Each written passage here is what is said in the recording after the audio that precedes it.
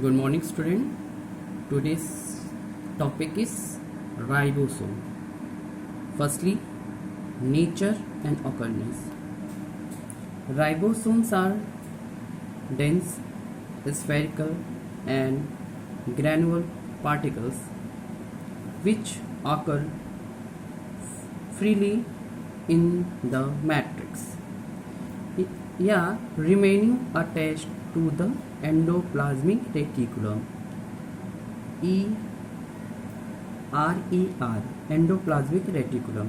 Again, I repeat you, nature and occurrence में ribosomes are dense, spherical, and granular particles which occur freely in the matrix. या remaining attached to the endoplasmic reticulum RER जिसको कहते हैं. Chemically, the major constituent of ribosomes are the RNA, ribonucleic acid, and protein. Lipids are not present in ribosomes. Lipids present नहीं होते in ribosomes में. Ribosome are not bounded by a membrane. किसी भी membrane के द्वारा ये cover नहीं होता. जैसा आप देख रहे हो, किसी भी मेम्ब्रेन के द्वारा ये कवर नहीं है ribosomes. They are present both in prokaryotic cell और यूकैरियोटिक सेल. दोनों प्रेजेंट होता है. फंक्शन क्या है राइबोसोम का? Ribosome play a important part in the synthesis of protein. Protein को बनाने में राइबोसोम बहुत इम्पॉर्टेंट पार्ट रोल लेता है. राइबोसोम का ये वर्क होता है. राइबोसोम्स के बाद हम बात करेंगे राइबोसोम के अलावा भी और से बहुत से सेल ऑर्गेनल्स है इन द सेल्स में जो बहुत ही इम्पॉर्टेंट होते हैं. राइबोसोम के बाद हम बात करते हैं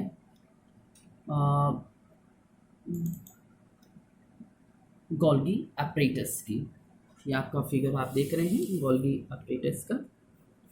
नेचर एंड ऑकरनेस के बारे में बात करते हैं. सबसे पहले Golgi apparatus consist of a set of membrane bounded fluid filled vesicle vacuoles and flatted cisterns. Cisternae are usually stacked together in parallel row. In parallel, ये जो parallel row है, इस parallel row में Golgi apparatus exist as a extensive network near the nucleus in the animal cell. However the plant cell, लेकिन plant cell में contain many freely distributed subunit of Golgi apparatus called dichotomes. Cisternae are formed at one end of the stalk called sysphase of Golgi. Sysphase of Golgi, ये देखिए sysphase of Golgi. They are bounded of, ये bounded होता है. They are bounded of as vesicles as the other face of Golgi apparatus called trans face of Golgi. ये trans face of Golgi होगा. Trans face, this is a trans face of the Golgi. Trans face of Golgi. Golgi apparatus is absent in bacteria. ये bacteria में absent होता है. blue-green algae, mature sperm, and red blood cell of mammals and other animals. इन सब में Golgi apparatus नहीं पाए जाते. Function क्या है गोल्गी अपरेटस की? The main function of the Golgi apparatus as a secretary. Golgi apparatus act as a way station या assemble area for the storage processing as packaging of various cellular secretion. in packets material synthesized in the cell and dissipates them either in intercellular tangles such as plasma membrane and lysosome ये होते हैं। दूसरा function क्या है इसका, Golgi apparatus is also involve in the synthesize of cell wall बनाने में, जो सेल वॉल होते हैं, plasma membrane and lysosome. And अगर अदर फंक्शन, गोल्गी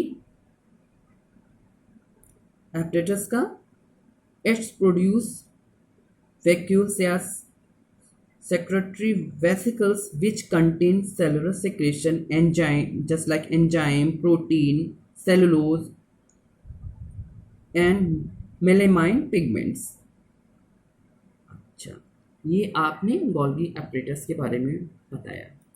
अब हम बात करते हैं तीसरे जो है इसमें माइटोकॉन्ड्रिया के बारे में। बहुत ही important mitochondria, structure of the mitochondria जैसा आप देख पा रहे हैं। अब माइटोकॉन्ड्रिया के स्ट्रक्चर में जो कलरफुल स्ट्रक्चर आप देख रहे हैं,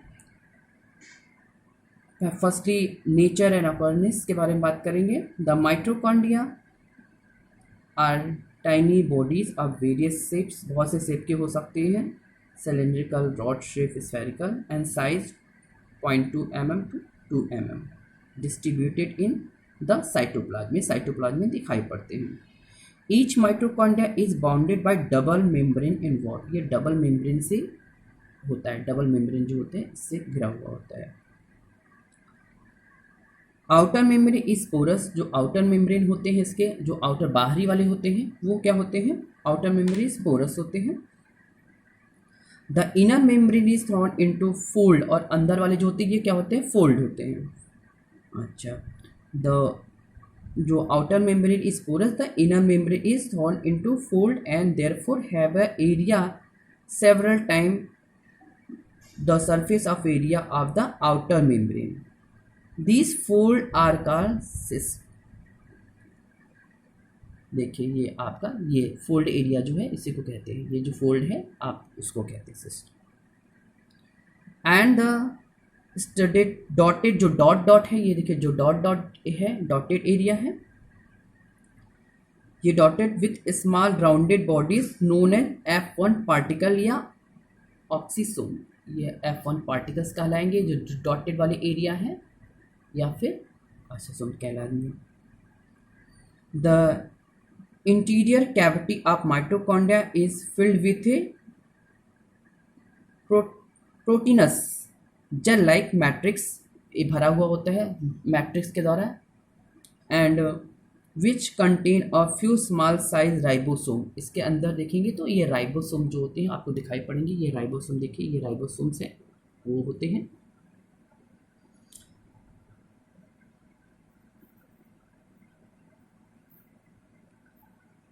राइबोसोम्स के अलावा which contain a few small body a circular DNA molecule and phosphate granules. Mitochondria are absent, जो माइटोकॉन्ड्रिया होती है वो एब्सेंट होती है in bacteria and red blood cell of mammals, ये इनमें नहीं पाई जाती।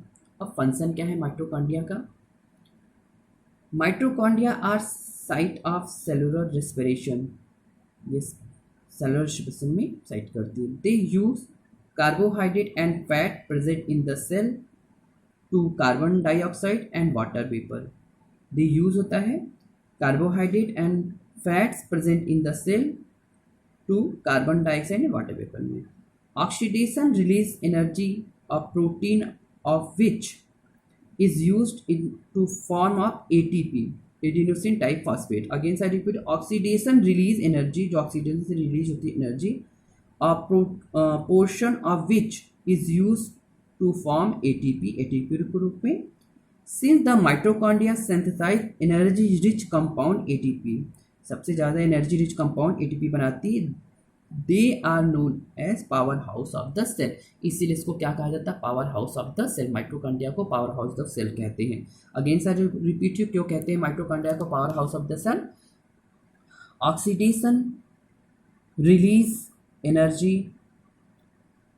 अ portion of which is used to form ATP, adenosine triphosphate, ATP का full form. Since the mitochondria synthesize energy-rich compounds, ATP, they are known as a powerhouse of the cell. The energy stored in ATP is used by the cell. जो energy store करके cell रखती है, the energy stored in the ATP is used, किसके द्वारा use होता है? By the cell के द्वारा यूज हो जाता है. ATP, ये देखो ये यहाँ पे लिखा है ATP cell.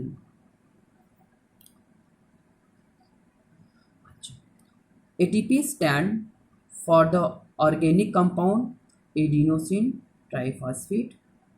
ATP is generally known as energy carrier, energy currency of the cell.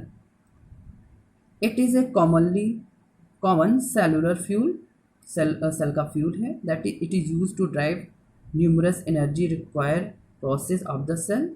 The body of an organism use the energy stored in ATP for synthesis of chemical compound, DNA replication, transcription of RNA and synthesis of protein. And दूसरा, mechanical work such as construction of muscles, movement of the cilia and flagella, conduction of nerve impulse and production of a heat, electricity and light. Mitochondria are able to make some of their own protein. ये खुद से बनाने में सक्षम होते हैं. Mitochondria are able to make some of their own protein. So they are regarded as semi-autonomous organelles. इसलिए उसको क्या कहते हैं? सेमी ऑटोनोमस ऑर्गेनल्स भी कहते हैं माइटोकॉन्ड्रिया को. Structure of A mitochondria matrix, ये देयर इज मैट्रिक्स सिस्टर है आपके mitochondrial DNA, matrix granular, ribosome attached होते हैं. आउटर मेम्ब्रेन, ये है आपका outer membrane, it is outer membrane portion है. आपका इनर बाउंड्री मेम्ब्रेन, ये इनर की जो बाउंड्री मेम्ब्रेन, ये इनर वाली इनर बाउंड्री मेम्ब्रेन.